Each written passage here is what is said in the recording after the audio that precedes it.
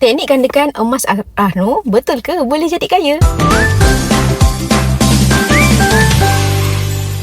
Jawapan jujur daripada saya, tidak sama sekali. Ramai ingat pajak emas ni ambil duit, beli emas lagi, nampak macam bijak. Tapi sebenarnya tuan-puan, itu bukan gandakan aset, itu gandakan hutang. Pakar kewangan seperti Azizi Ali sendiri pun tak suggestkan teknik ini. Kenapa? Sebab kos Rahno ni boleh cecah 12 hingga 15% setahun. Tinggi untuk sesuatu yang tak tambah gram emas sekalipun.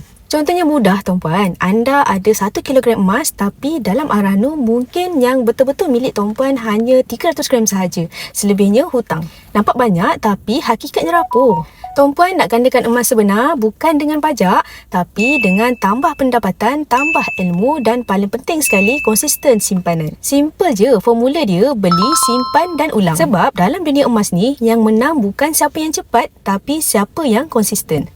Nak mula menabung emas, tuan-puan boleh rujuk pin video saya. InsyaAllah saya akan angkat tuan-puan dengan sebaiknya.